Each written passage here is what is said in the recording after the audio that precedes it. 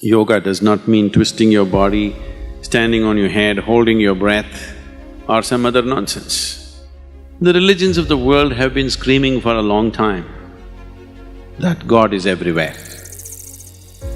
When Einstein said E is equal to mc squared, that is not his living experience, that is his mathematical deduction.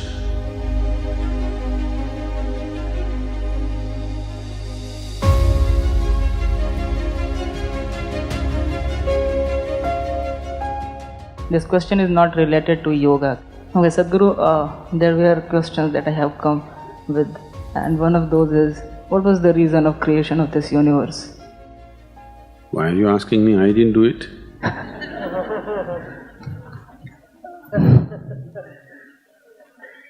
No, you first said it's not related to yoga. There's nothing which is not related to yoga.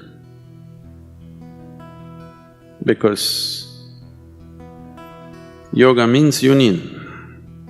Yoga does not mean twisting your body, standing on your head, holding your breath, or some other nonsense.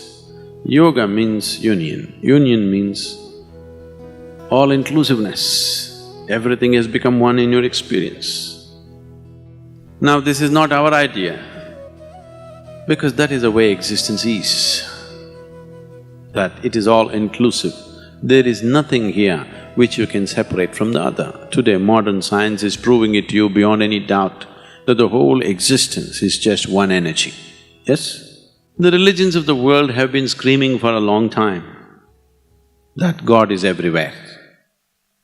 Whether you say God is everywhere, or you say everything is one energy, are you talking about different realities or the same reality?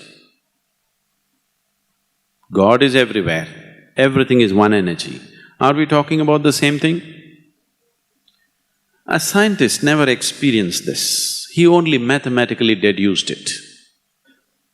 When Einstein said E is equal to mc squared, that is not his living experience, that is his mathematical deduction. A religious person never experienced it, he just believes it because somebody that he believes in said so. Now, yoga means you are a hard case. You are not willing to settle for deductions or belief systems, you want to know it. So, if you sit here, if you can experience the whole existence as yourself, then you're in yoga. So there is no question not related to yoga, okay? It is very related. Now what you are asking is, why creation? Isn't it? When it comes to creation, you never ask why, you ask how. Because if you ask why creation, I can tell you, one day, God had nothing to do, he was playing marbles. One marble fell this way and became planet Earth, another flew up and became sun. Shall I continue? This is a ridiculous story, you don't like it, but I can tell you a nice elaborate story which you would like to believe. Take a little more time, that's all. If I tell you a more elaborate story, you will believe, isn't it? If you believe, you have an interesting story going, a positive story. If you disbelieve my story, you have a negative story going. But both ways, you're not any closer to reality than you are right now, isn't it? Yes or no? If you believe my story, does it get it close to you? If you disbelieve my story, does it get it close to you? No. You will just have stories. Maybe what I am telling you is a true story. Even if it is a true story, still it doesn't get you access to reality, isn't it? Maybe I am telling you a true story, but even if it is a true story, in your experience it is just a story, isn't it? Stories will entertain you, stories will solace you, stories will not liberate you, you must know this. So you must decide, first of all, are you looking for solace or are you looking for a solution? If you're looking for solace, you just came to the wrong place, because I'm not a solace to anybody. I'm here to disturb the shit out of you. If you are not asked questions, I will raise those questions for you. This is not a place to say everything will be okay, don't worry, everything will be all right. They've been saying this to you for a long time. That'll help you to sleep well tonight. I'm not interested whether you sleep well or not. I'm interested that you come awake tomorrow morning. What's your interest?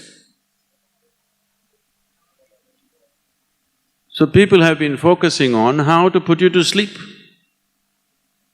So they told you stories. I won't tell you a story because if you ask why, I can only tell you a story, isn't it?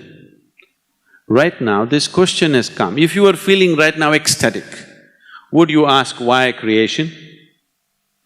You would be glad you created, isn't it? Right now, the experience of life has become burdensome somehow. That is when you ask, why all this creation? So first, let's change the experience of life, then the right questions will come.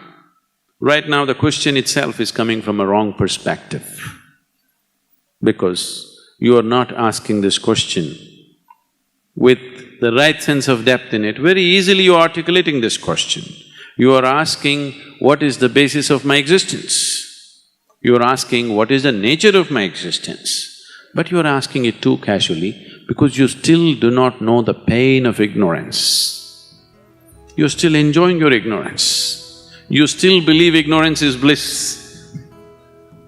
You are not being torn apart by the pain of ignorance. If such a thing was happening, then I would answer this in a different way.